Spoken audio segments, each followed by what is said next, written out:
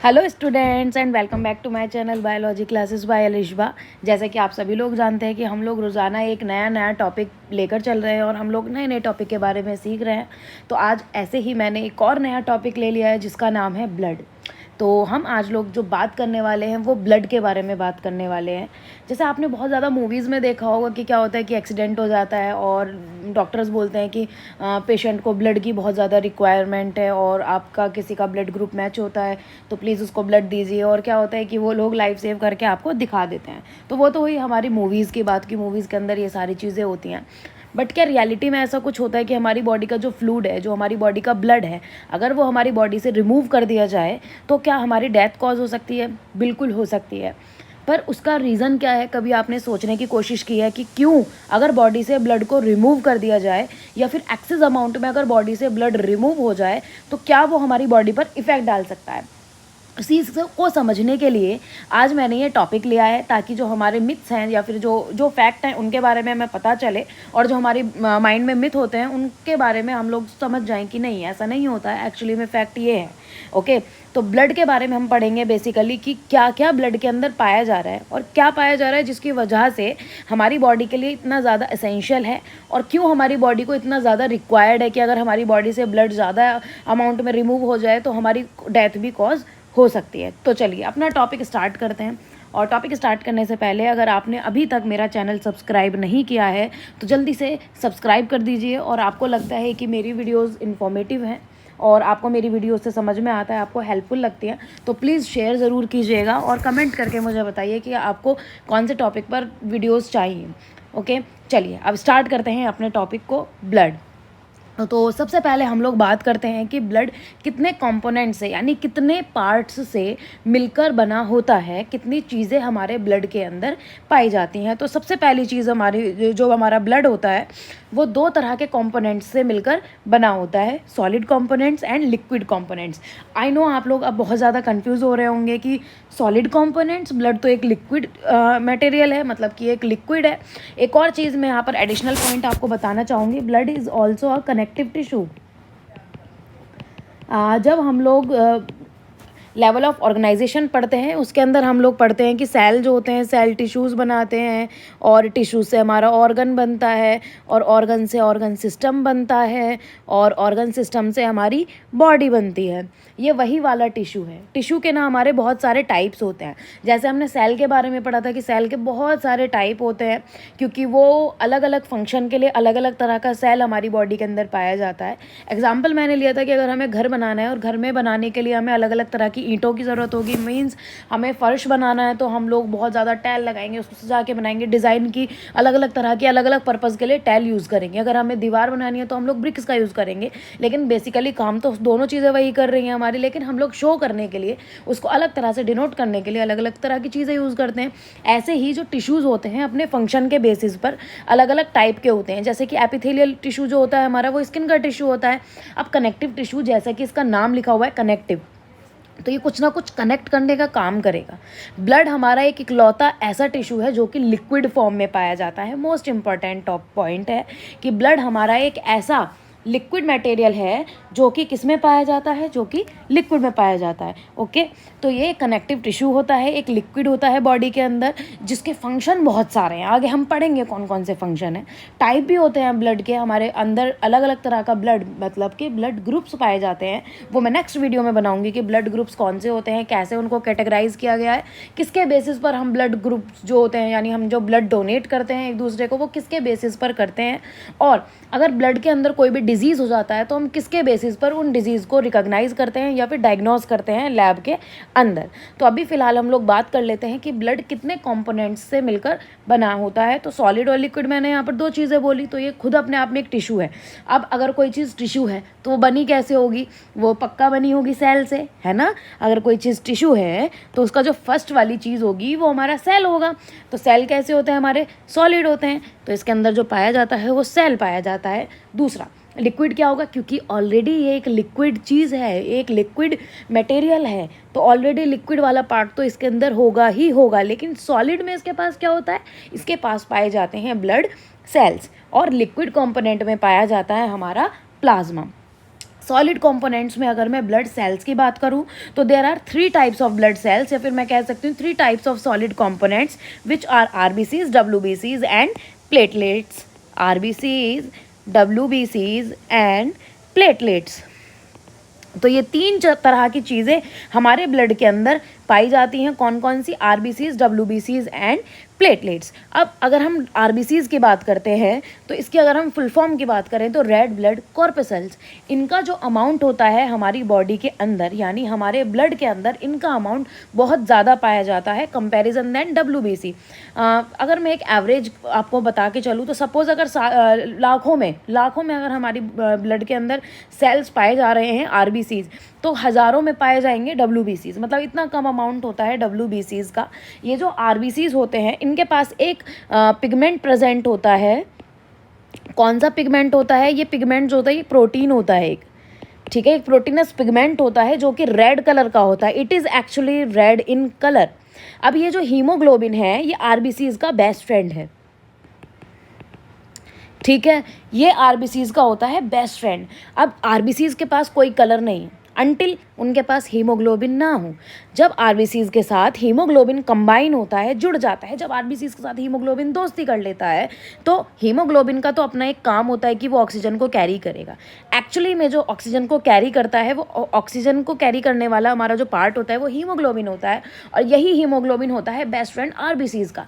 अब ये जो तीनों लोग हैं, मतलब हमारे आरबीसीज, हीमोग्लोबिन और ऑक्सीजन, इन तीनों की फ्रेंडशिप जो होती है वो बहुत ज़्यादा बेस्ट फ्रेंडशिप वाली होते हैं। तीनों बहुत ज़्यादा बेस्ट फ्रेंड हैं, तीनों साथ साथ जाते हैं सब जगह पे। मतलब पूरी बॉडी में जो ऑक्सीजन को कैरी करेगा वो हमारे आरबीसीज कर रहे हैं, क्योंकि आरबीसीज से ही हमारे हीमोग्लोबिन जुड़े हुए हैं। आरबीसीज से कंबाइन हो रहे हैं हीमोग्लोबिन, और हीमोग्लोबिन से कंबाइन हो रहा है ऑक्सीजन।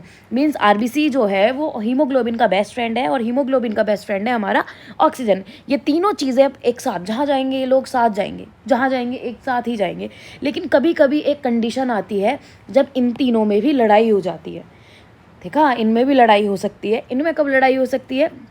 आपने सुना होगा कि कार्बन डाइऑक्साइड हमारे एनवायरनमेंट में पाई जाती है, लेकिन अगर ये कार्बन डाइऑक्साइड या फिर ये जो ऑक्सीजन है, मतलब हमारी जो गैस है, वो कार्बन डाइऑक्साइड की जगह हमारे पास कार्बन मोनोऑक्साइड यानी कि CO अगर एनवायरनमेंट में पाई जा रही है, देन ये ऑक्सीजन की दोस्ती हीमोग्लोबिन से टुटवा सकती है। देखो कितनी तेज़ ये हमारी गैस है CO, इसीलिए इसको पॉइजनस कहा जाता है। ठीक है, क्योंकि इन दोनों की दोस्ती टुटवा रही है इसलिए इसको पॉइजनस कहा जाता है। अब ऑक्सीजन की जगह ये जो कार्बन डाइऑक्साइड है ना, ये कंबाइन होने स्टार्ट कर देगी। अब तो बच्चों याद करो कि जो ऑक्सीजन होता है, ऑक्सीजन का एक्चुअली में काम क्या होता है कि रेस्पिरेशन के टाइम पर जो हमारी एनर्जी होती है उसको प्रोड्यूस कराने में हेल्प करता है। अब जब ये ऑक्सीजन ही कंबाइन नहीं हो रहा है हीमोग्लोबिन के साथ, और इस ऑक्सीजन की जगह हो रहा है कौन कंबाइन? Carbon monoxide. तो कार्बन मोनोऑक्साइड ऑक्सीजन का काम तो कर नहीं सकता, क्योंकि जिसका जो काम है वो वही करता है। तो कार्बन मोनोऑक्साइड एनर्जी नहीं बना पाता, जिसकी वजह से क्या होता है कि इंसान की डेथ भी हो सकती है। आप लोगों ने सुना होगा सर्दियों में जब हम लोग बंद कमरे में अंगीठी चलाते हैं तो बहुत सारी खबरें ऐसी आती हैं कि आज पूरा एक परिवार सोता रह गया क्योंकि उन लोगों ने बंद कमरे में अंगीठियाँ जलाई थी, या जो भी ऐसे करके कुछ न्यूज़ आती हैं। थोड़ी मेरी मुझे लग रहा है फ़नी वे में लग रही है, लेकिन ऐसे करके कुछ न्यूज़ आती हैं। वो रीज़न क्या होता है कि जो ऑक्सीजन वहाँ पर पाई जानी चाहिए थी और जो ऑक्सीजन वहाँ पर एनर्जी बनाने वाली थी, अब वो ऑक्सीजन वहाँ पर नहीं है। ऑक्सीजन की जगह वहाँ पर क्या आ गई है? वहाँ पर आ गई है कार्बन मोनोऑक्साइड। अब कार्बन मोनोऑक्साइड वो रिएक्शन नहीं कर पाएगी कि वो जो आपका ग्लूकोज है, ग्लूकोज का क्या कराते ब्रेक डाउन करा के ATP का फॉर्मेशन करे, ये फॉर्मेशन नहीं कर पाती, जिसकी वजह से बॉडी के जो एसेंशियल प्रोसेसेस हैं, सच लाइक आपके जो रेस्पिरेशन है, ब्रीथिंग है, या हम कह सकते हैं जो हम डाइजेशन कर रहे हैं, बेसिकली ब्रीथिंग बहुत ज़्यादा इंपॉर्टेंट है। ब्रीथिंग होगी तभी हमारे अंदर ऑक्सीजन जाएगी। तो सारे जो प्रोसेसेस हैं वो ही नहीं हो पाएंगे, क्योंकि एनर्जी की रिक्वायरमेंट जितनी है उतनी उसको एनर्जी नहीं मिल पा रही, क्योंकि बन नहीं पा रही एनर्जी। यही रीज़न है कि कार्बन मोनोऑक्साइड जब इनकी दोस्ती टुटवा देता है तीनों लोगों की, तो हम पूरे टूट सकते हैं, मतलब हमारी डेथ हो सकती है। ठीक है, तो ये हो गया हमारा फंक्शन आरबीसीज का, जो कि बहुत ज़्यादा इंपॉर्टेंट है। मतलब हमारी बॉडी में ऑक्सीजन का पूरी बॉडी में पहुंचना बहुत बहुत ज़्यादा इंपॉर्टेंट है। अगर बॉडी में ऑक्सीजन नहीं गया तो बॉडी को क्या नहीं होगी? एनर्जी नहीं बना पाएगी हमारी बॉडी, जिसकी वजह से हमारी डेथ कॉज हो जाएगी। नेक्स्ट अगर हम बात करते हैं WBCs की, इसकी फुल फॉर्म होती है वाइट ब्लड सेल्स। ये भी हमारी बॉडी के अंदर पाए जाते हैं। अब आप लोग सोचेंगे कि हम लोगों ने कभी वाइट कलर का ब्लड तो देखा नहीं है, तो जैसा कि अभी मैंने आपको बताया, आरबीसीज़ का जो अमाउंट होता है वो बहुत ज़्यादा होता है। अच्छा, ऐसे मानो कि एक ग्लास का में पानी है, उसमें अगर आप रेड कलर डाल रहे हो तो आपको ऑब्वियसली रेड ही कलर दिखेगा। तो बिल्कुल ऐसे ही होता है कि डब्ल्यूबीसीज़ का, क्योंकि अमाउंट बहुत कम है इसलिए वो हमें ऐसे विजिबल नहीं होती, लेकिन डब्ल्यूबीसीज़ भी हमारी बॉडी के अंदर पाई जाती हैं। अब यहाँ पर मैंने एक बहुत बड़ा सा वर्ड लिख दिया इंग्लिश में, फैगोसाइटोसिस। खतरनाक नहीं है, बहुत सिंपल चीज़ है। क्या काम कर रही है ये जो हमारी डब्ल्यूबीसीज़ होती हैं, ये डिशुम डिशुम करने का काम करती हैं। मतलब जैसे ही हमारी बॉडी के अंदर कोई भी फॉरेन पार्टिकल आ गया, जैसे हमारी बॉडी के अंदर बहुत सारे बैक्टीरियाज हैं, जर्म्स हैं, जो हमारे लिए यूज़फुल भी है, कुछ हार्मफुल भी है। हमारी बॉडी को आदत है उनके साथ रहने की, दोस्ती करके रहने की, क्योंकि बहुत सारे बैक्टीरियाज हमारे उसमें भी हेल्प करते हैं, जो डाइजेशन में भी हेल्प करते हैं ना। तो जो डब्ल्यूबीसीज़ हैं अब हमारी बॉडी के अंदर पाई जा रही हैं। कोई भी फॉरेन पार्टिकल अगर हमारी बॉडी के अंदर एंटर करेगा, जैसे गलती से कोई बैक्टीरिया आ गया घूमता घूमता और आ गया कि हाँ चलते हैं इसकी बॉडी में हम लोग मज़े करेंगे, तो ये डिशुम डिशुम करके उसको मार देती हैं, किल कर देती हैं उनको हमारी बॉडी के अंदर ग्रो नहीं करने देती। और हमारी इम्यूनिटी पे बेसिकली ये काम करती हैं। किस पे काम करती हैं? हमारी इम्यूनिटी पर ये काम करती हैं। एक्चुअली में डब्ल्यूबीसीज़ के भी बहुत सारे टाइप्स बहुत सारे नहीं 5 टाइप्स होते हैं आपके। तो उन टाइप्स के बारे में मैं अभी नहीं जाऊँगी, क्योंकि मैं बिल्कुल जनरल आप लोगों को बता रही हूँ। तो ये हमारी इम्यूनिटी पे काम करती है। मतलब हमारी बॉडी में अगर कोई भी फॉरेन या फिर बॉडी के बाहर वाला पार्टिकल, कोई ऐसा पार्टिकल जो हमें हार्म कर सकता है, वो एंटर कर देता है, तो उसको ये किल कर देती है और हमें प्रोटेक्ट करती हैं। बेसिकली प्रोटेक्शन का काम करती है। तो देखो 2 काम तो हमें यहीं पता चल गए कि आरबीसीज़ ऑक्सीजन कैरी कर रहे हैं, जिसकी वजह से बॉडी के सारे प्रोसेसेस हो पा रहे हैं। और डब्ल्यूबीसीज़ अगर बॉडी में कोई भी ऐसी चीज़ एंटर कर देती है जो हमारे लिए इंपॉर्टेंट नहीं है या जो हमारे लिए हार्मफुल है, उसको किल कर देती है। तो देखिए कितने इंपॉर्टेंट 2 काम हमारे ब्लड सेल्स कर रहे हैं। थर्ड हमारा जो सॉलिड कॉम्पोनेंट है, दैट इज़ प्लेटलेट्स। लिखा हुआ है हेल्प्स इन ब्लड कोगुलेशन। जैसे कि दूध फट जाता है, ऐसे ही जब ब्लड हमारा कोगुलेट, यानी कि आपके गलती से चोट लग गई या हमें गलती से हाथ कट गया, तो आपने देखा होगा कि हाथ कटने के कुछ टाइम के बाद ब्लड का बाहर की तरफ फ्लो होना बंद हो जाता है, वो ब्लड हमारा बाहर निकलना बंद हो जाता है। तो वो कौन करता है? वो हमारी प्लेटलेट्स करती हैं। अब ये ब्लड का रुकना क्यों ज़रूरी है? देखिए भाई साहब, अगर हमारे बॉडी का जो ब्लड है वो बहुत सारा रिमूव हो जाएगा तो क्या होगा? ऑक्सीजन चली जाएगी हमारी बॉडी से बाहर, क्योंकि ऑक्सीजन तो हमें ब्लड से मिल रही है ना। और हमारी ब्लड को प्रोटेक्ट कौन करेगा? प्रोटेक्ट भी नहीं कर पाएंगे, क्योंकि डब्ल्यूबीसीज़ भी चली जाएंगी। ये जो प्लेटलेट्स होती हैं, जब हमारे चोट लग जाती है उसके बाद जो हमारे एक ब्राउन कलर की लेयरिंग आ जाती है, वो लेयरिंग भी हमारी प्लेटलेट से काम करती हैं। फॉर एग्जाम्पल ये हमारे कोई वुंड, यानी हमारे कोई चोट लग गई है और बहुत सारा यहाँ से ब्लड फ्लो कर रहा है, बहुत सारा यहाँ से ब्लड फ्लो कर रहा है। इस अंदर की स्किन है, सपोज ये हमारी मैं स्किन कलर से बना देती हूँ और ये हमारी है स्किन। ओके, तो ये हमारी स्किन है। अब हमारे पास डब्ल्यूबीसीज़ हैं, आरबीसीज़ हैं। तो हमारी जो सपोज ये हमारी क्या है, ये हमारी हो गई डब्ल्यूबीसी, यानी हमारे वाइट ब्लड सेल्स है। मैं ग्रीन कलर से बना रही हूँ, लेकिन ये हमारे डब्ल्यूबीसीज़ है फॉर एग्जांपल। और यहीं पर मैं छोटे छोटे प्लेटलेट्स बना देती हूँ, छोटे छोटे से मैंने ये प्लेटलेट्स बनाए। अब ये पूरा जो एरिया है ये खुला हुआ है, मतलब हमारे चोट लगी हुई है ये, और यहाँ से ब्लड पूरा हमारा फ्लो हो रहा है। तो जैसे कि हम जानते हैं कि जितने भी जर्म्स होते हैं वो अगर हमारी बॉडी के अंदर एंटर कर जाएं तो वो बहुत ज़्यादा हमें हार्म कर सकते हैं, है ना। और अब क्या होगा कि जब हमारा ये एरिया बिल्कुल ओपन है तो जितने भी बैक्टीरियाज हैं वो अंदर की तरफ एंटर करेंगे। बैक्टीरियाज या फिर हम कह सकते हैं माइक्रोब्स की, मैं यहाँ पे डायरेक्ट बात कर देती हूँ, मैं माइक्रोब्स लिख देती हूँ। यहाँ पे सिर्फ बैक्टीरियाज नहीं लिखूंगी, मैं यहाँ पर लिखूंगी माइक्रोब्स। तो माइक्रोब्स अंदर एंट्री करेंगे। ये जो हमारे डब्ल्यूबीसीज़ हैं ये एकदम से एक्टिव हो जाएंगे, और जैसे ही यहाँ पर माइक्रोब्स एंटर करेंगे डिशुम डिशुम करके उनको मार देंगे, उनको क्या कर देंगे? किल कर देंगे। वहीं हमारी प्लेटलेट्स जो होती हैं ये एक्टिव होंगी। अब ये एक्टिव होने के बाद क्या काम करेंगी कि चुपचाप यहाँ पर चिपकना स्टार्ट कर देंगी। एक एक करके ये ऐसे आके एकदम चिपकना स्टार्ट कर देंगी नीचे की तरफ, जिससे कि एक लेयर बन जाए। और मीनवाइल ये जो हमारे डब्ल्यूबीसीज़ हैं ये भी यहाँ पर यही काम कर रहे होंगे कि बाहर से अगर कोई भी जर्म आ रहा है ना तो उसको जल्दी से किल कर दें, ताकि वो बॉडी के अंदर एंटर ना कर पाए। ब्लड के हेल्प से या फिर हमारे जो ओपन एरिया है उसकी वजह से कोई भी माइक्रोब अंदर ना आए और वो हमें इन्फेक्ट ना कर पाए। तो ये काम यहाँ पर हमारी डब्ल्यूबीसी और प्लेटलेट्स साथ में मिलके करनी है। इसीलिए बहुत ज़्यादा इंपॉर्टेंट होता है कि ब्लड जो है हमारा वो जम जाए, क्योंकि अगर बहुत ज़्यादा ब्लड निकलता रहेगा और ब्लड जमेगा नहीं तो क्या होगा कि हमारी बॉडी से ऑक्सीजन का रिमूवल हो जाएगा और एक्सेस अमाउंट में हमारी बॉडी से रिमूव हो जाएगा ऑक्सीजन। नेक्स्ट हम लोग बात करते हैं प्लाज्मा की। प्लाज्मा के अंदर हमारा क्या पाया जाता है, इसके अंदर हमारा 90 से लेकर 94% तक पानी ही होता है। सपोज़ आपने WBCs मतलब जो आपका ये होता है सॉलिड वाले जो कंपोनेंट्स हैं और लिक्विड वाले कंपोनेंट्स हैं, इनको अलग अलग कर दिया मशीन के थ्रू से, सेंट्रीफ्यूजेशन की जाता है। सेंट्रीफ्यूज हमारे पास मशीन होती है लैब में, जिसकी हेल्प से हम लोग जो हमारा सॉलिड वाला पार्ट है और लिक्विड वाला पार्ट है इसको सेपरेट कर सकते हैं।